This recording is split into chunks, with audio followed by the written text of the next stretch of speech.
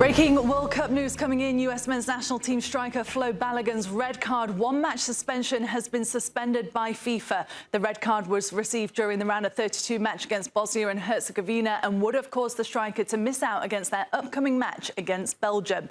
So Balogun is now available to play in tomorrow's match. FIFA issued the following statement, which reads in part in line with Article 27 of the FIFA Disciplinary Code. The implementation of the match suspension is suspended for a probationary period of 1 year. If Balogun commits another infringement of a similar nature and gravity during the probationary period, the suspension shall be revoked and the sanction enforced without prejudice to any additional sanction imposed for the new infringement. Mike Lahoud is here to discuss. Mike, this is crazy, isn't it? Obviously, this is amazing news for the US men's national team, but what's your reaction to how we got here? I mean, Poppy, my mind is blown right now, and I think every single person tuning in, every single person hearing this news, you and I had the same reaction. Our jaws are on the ground because I've never seen anything like this happen in our recent memory at a FIFA World Cup. This is, in my opinion, the biggest off-field decision, the biggest off-field news at this World Cup, and one of the biggest ones in the history of the game in the VAR era. So there's two schools of thought in this for me. If you're a U.S. soccer fan, as you said, or U.S. football fan, you will be over the moon. Because for me, Folarin Balogun has been the best player for the U.S. men's national team. But this is dangerous territory for me. In the beginning, I've always said this, it was never a red card. Yes, you could argue dangerous play, but common sense tells you that never should have gone to the monitor. I stand by this. They got the call wrong from the beginning. But now this is where it becomes dangerous, because if you can make this call, I'm saying this as a neutral, not as someone who's an advocate for U.S. soccer. If you make this call, I'm curious what other calls FIFA is willing to make in the knockout round of the World Cup. Yeah, I mean, quite in surprising morning, to put it lightly. We found out basically on our way into training, as the players did too. They were on the team bus when they found out the news, and so it's just been kind of a scramble and a reaction to that. Since then, I'm still reporting. The Athletic is still reporting, talking to different sources about how this decision was made. But we can say that U.S. soccer was involved in the process, and obviously we've also seen numerous other sources coming out and kind of speculation about what could have been involved here. But it's huge and surprising news, and the players are talking about how surprised they are. They really did not know until they were on the team bus on the way in today. Paul, this is significant. As I said before, this is one of the biggest news I've seen off the pitch at a World Cup in recent memory. What's been the mood, not just amongst the players who you alluded to, but amongst staff? And have you been able to talk with Mauricio Pochettino? Pochettino did not come over to where the media were. Chris Richards and Alex Freeman, Christian Pulisic all came over. Obviously, all of them in very good moods. There's kind of a light spirit to the group. It's nothing super celebratory that you see going on. In fact, in every other way, it kind of feels business as usual. When we were out there, the players were just kind of walking around. Some players are doing some stuff to prepare for practice. Other players are just kind of hanging out as they do every other training session. So it wasn't like we saw, champagne bottles being popped or anything like that. Like, I was kind of surprised that the mood in general seemed very calm on that side of the field. On the media side of the field, it was complete chaos. Everyone's scrambling around. And I think a lot of the staffers were also scrambling to be able to kind of communicate to us what was happening. But yeah, like, you looked across the field at the players and it was kind of very calm. And Chris Richards said, business as usual. We've been training all week like it's the same. Obviously, Christian Pulisic said we've tried different tactical looks as well, but it's business as usual no matter who's playing. Really interesting, Paul. You said US soccer is involved. Obviously, we've seen the White House tweet out as well. What is the involvement with US soccer? What's the latest you can tell us on that front? Well, what we can say is that they were involved in the process. For sure involved in the process. Now, we have not been able to confirm the White House's involvement to this point. Obviously, we've seen what you guys have seen, which is President Donald Trump put out thank you to FIFA for doing what was right and reversing a great injustice. But beyond seeing that statement from him, we haven't confirmed anything official, at least from U.S. soccer or the White House, involving, as far as it goes, their involvement in this decision. Paul, I'm just trying to wrap my head around this, and I think Poppy and I are in the same school of thought. We've never seen this, right? When you look at moving forward, how big and how seismic of a shift now is this in terms of rules, in terms of FIFA going back and making rulings like this? Because I still stand by this. this is very dangerous territory. As much as I want to say it's a big win for the U.S., this opens a potential Pandora's box, no? Yeah, I mean, what I've been interested to see is that my reaction from my friends who are American fans on social media, they don't care, right? They're like, we don't care if this is a bad look. We don't care. We're happy with the decision. We're going for it. We're celebrating it. We're good with it. And then there's pretty much the everyone else reaction, which is like, this isn't good. This is setting a bad precedent, which it is. How did this decision get made? How transparent is FIFA going to be about how this decision was made? Obviously, we saw that a decision was made before this World Cup with Cristiano Ronaldo to suspend 2 games of his 3-game suspension. This feels somewhat similar to that. When is FIFA going to be picking and choosing how to make these decisions? The difference between the Ronaldo one and this one is Balogun isn't going to serve his red card suspension. Ronaldo did serve that first game of the 3-game suspension. So, yeah, certainly something interesting to talk about how this influences what FIFA's role is in on-field discipline going forward. It kind of now brings out Pandora's box, doesn't it, with what we'll see maybe in the future. What can you tell us from the rules perspective? Yeah, and I think to you guys hit, and I'll hit on the Pandora's box, but for everyone to understand, and I want to, make sure this distinction is important, is that the referee's decision was not overruled. So all the prior analysis that you got from whether it's referee analysts, whether it's from tournament, you and FIFA officials saying that it could not be suspended, that is still true. The suspension still exists. To your point, Poppy, as you stated, Article 20 was suspending the suspension, and it's not exactly the same as, Ronaldo's suspension that everyone's talking about, because that was due to violent conduct leading into the World Cup. This was a suspension or the red card that was given during the tournament, which comes with an automatic suspension according to the rules. And why that's important, because this is a case of first impression. This isn't the first time we've seen it. And the argument isn't whether or not the FIFA Disciplinary Committee has the ability or the discretionary opportunity to do this. They do have the power and the authority to do this. The question comes back to, and Mike, I think you alluded to it, why did they do this? What is the transparency to it? What is the process to it? What's the explanation? What are the circumstances? Who can do this? When can you apply to do this? So now you're refereeing the game, and now re-refereeing the VAR decision, and now you're re-refereeing the sanctioning decision. Like, at what time do we stop the re-refereeing of everything? And that's really where the question and the communication comes from. And when there's no explanation from FIFA's disciplinary committee, merely just the ruling, it creates a vacuum. And that's when you start to get speculation and then the breakdown of the foundation and the trust in the organization of FIFA. I think I'm more confused than when the ruling was actually made, Pop, because what you're saying makes my head spin. So can you take us back through Article 27, because that seems to be what's in question, and that seems to be the ruling that FIFA has said, hey, this is what we're going to use as kind of the nuts and bolts of why we made this decision. Yeah, no. So Article 27, as you see it right there, is a very, very, just to simplify it, very broad discretionary power and authority in this committee to be able to make decisions, right? We've seen it already in this tournament in the Canada-Qatar game when they upgraded the suspension for that player to 5 games, right? And then there's an appeal process for that. So we've seen them already interacted and already instating this. So this disciplinary committee, for lack of a better term, pretty much has a unilateral authoritarian ability to make a decision, but they are not required to explain their decisions. And that is really where the crux of the matter comes to, of what are we talking about and how can that be used?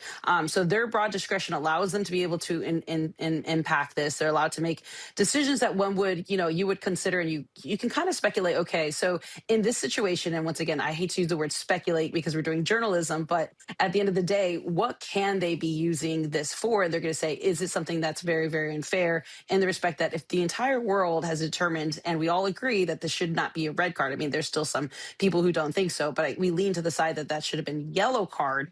Then the question is the injustice so unfair that the discretionary disciplinary committee determined they can use their, incredible powers to do so, but then at what point and who gets to determine when that uses? And that's why I continue to emphasize the importance is the transparency and the explanation, which will not be coming. Which is interesting, isn't it? Because I think from the outside looking in, Christina, you just accept that in World Cup competition, you can't rescind red cards, right? In a domestic league, we see it all the time. A red card's given, and then we see maybe the amount of game suspension change, or we see it rescinded altogether. That hasn't necessarily been the case, like like you said. What does this mean now moving forward for the rest of this tournament and maybe the tournaments to come? Will they be forced to come out and give their statements and give their opinion to why they're overturning or re-suspending, if that's the right word for it? Or is this just going to continue how this has played out? Just leaning on historical information and how FIFA kind of approaches this, I would not expect them to come out with an explanation. We would advocate and like for that to be the case. But now, if I'm acting here as a federation state and I have a controversial red card decision, and we know that you can't quote unquote appeal a red card decision when it comes to a subjective interpretation of a referee, why not try to use this other second, vehicle to try to get things suspended? So now this is where you are leaning heavily into the slippery slope, because if you're not going to be given an explanation, whether in the rest of this tournament or FIFA tournaments, not just the men's World Cup, but the women's World Cup, the youth World Cups, any FIFA sanctioned event, then I would advocate, and now I'm just going to put my lawyer hat, that you should always try to use and tap into both of the systems to fight any controversial red cards. Now, this decision impacts not just the U.S. men's national team, Flo Balogun, Mauricio Pochettino, and the rest of the team, but the team that they're going to face in Rudy Garcia and Belgium. I mean, what grounds do Belgium have? We haven't heard from them yet, but what grounds will they have, or should they have, or can they have to file a complaint? Yeah, it's no surprise that you could, as you just heard Paul talk, right? Everyone's scrambling on the side outside of on the pitch, but everyone who works off the pitch to say, how could this have happened? You better believe that, they're bringing in their advocates, right? I'm not going to use the word attorney, but their advocates to basically try to repetition this. But once this statement comes out, it's not going to be reversed in time for the game. They can try to, and once again, we're sitting here speculating because once again, it's a disciplinary committee. It's broad discretion. We use the word injunctive, right? It's a harm. It's what we call an irreparable harm that can't be fixed post. I know, sorry, there's a lot of big words, but at the end of the day, like if you're Belgium, you're sitting here, you're filing a complaint, but you should operate on the basis that you don't think that this is going to be overturned in time for the game. You should begin to prepare to play with Balogun and how your system is going to be set into it. And this is going to be something that is bigger and beyond than just the upcoming game, but it's going to continue. You'll see some of this discretion, and hopefully we, whether or not that comes out in CAS, which is the arbitration of sport that is held in Switzerland. That's where these types of decisions can end up going.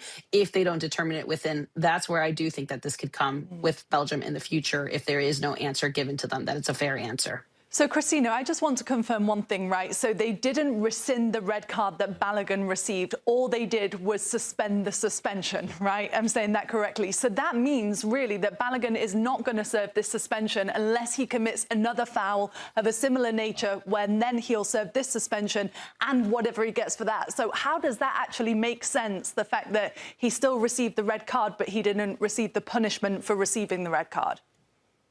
It doesn't make sense, Poppy. Let's just say that is the most simplest side of it. It doesn't make sense. And then that's where Article 27 comes in, saying we have the ability, the rights, and the powers to kind of create what we need to create and not explain it. And that is the grave concern here. Doesn't make sense when you don't have logic, when you don't have consistency. And this is coming from a referee. Everyone always argues for referees to be consistent. We also need the judicial process, or at least the process within FIFA's governing body, to be consistent. So we here as media, as fans, as predictability, aren't sitting here saying, what just happened and is this even possible? And right now, FIFA's saying it's possible and you better accept it. And that's where the major concern comes from.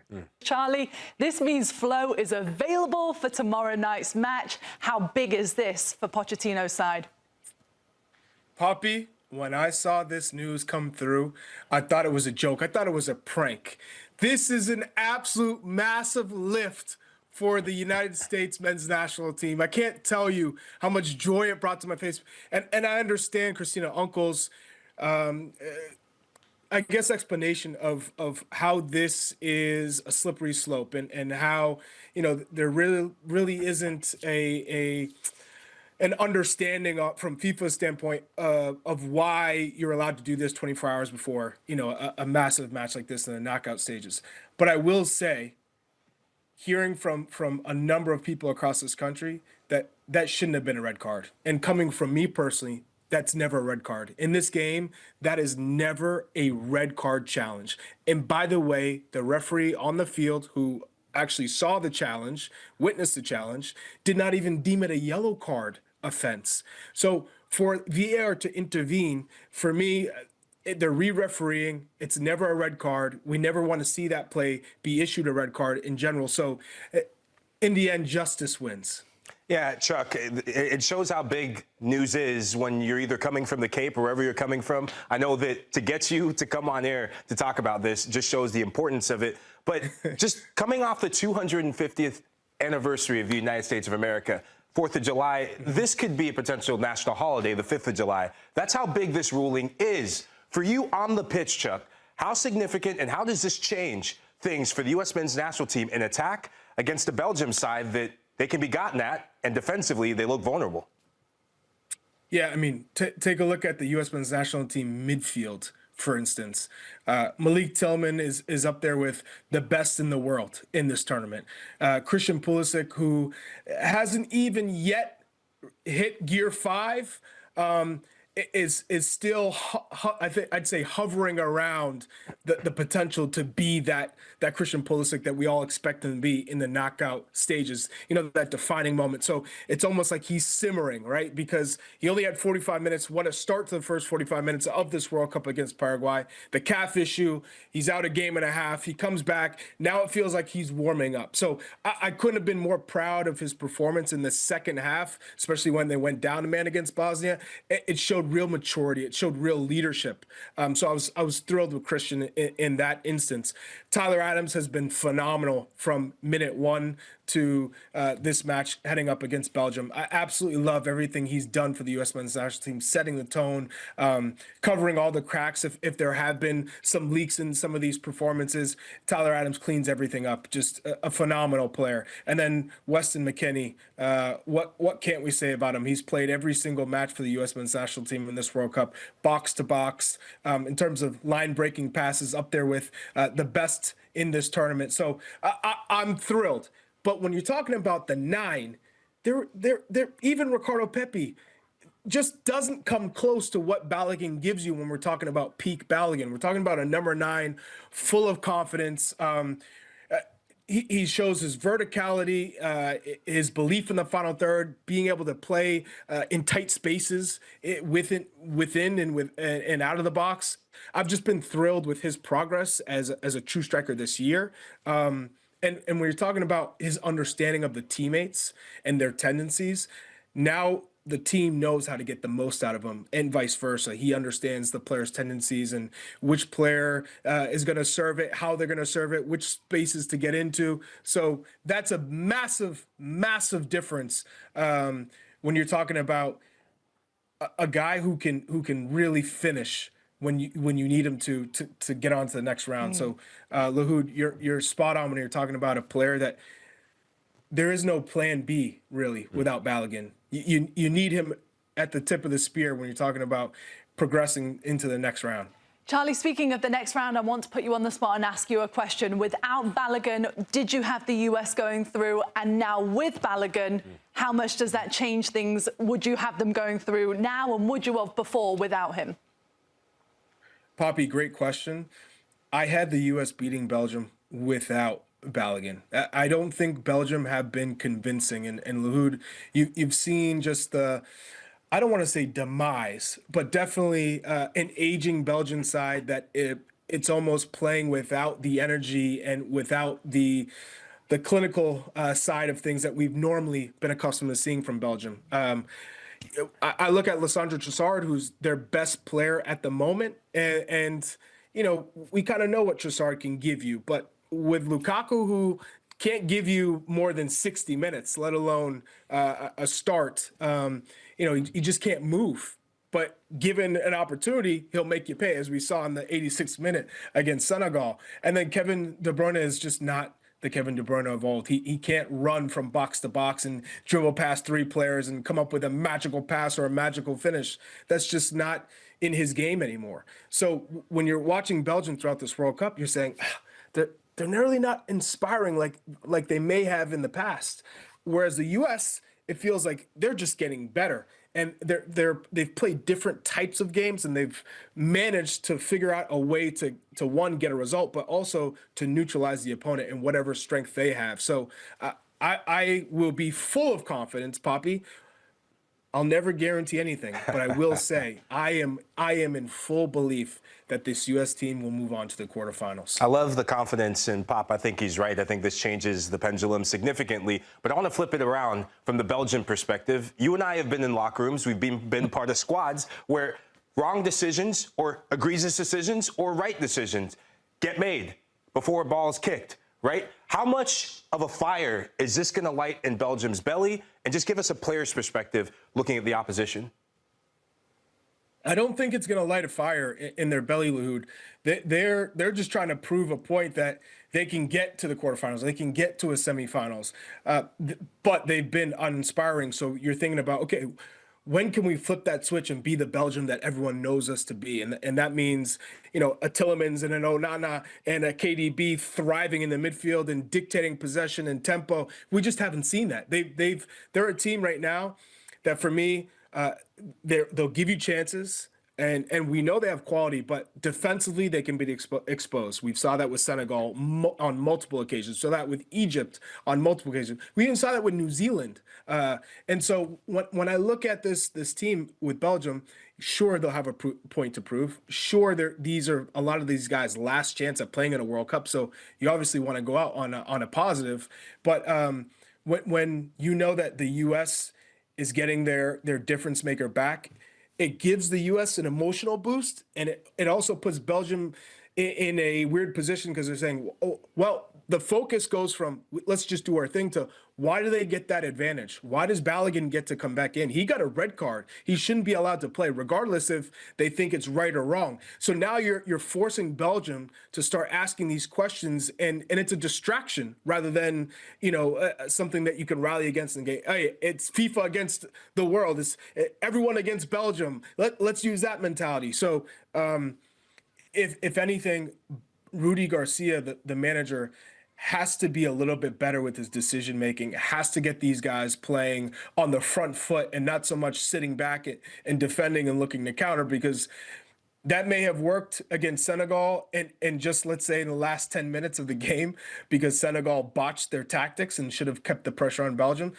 I think when you're looking at Mauricio Pochettino and how he has motivated these guys, how he has pushed these guys to go beyond what they thought they were maybe capable of, I think they're going to continue to put the pressure on Belgium, and they're not going to revert just to defending and trying to protect the lead and allow Belgium to enter into the final third and serve balls in the box for Lukaku.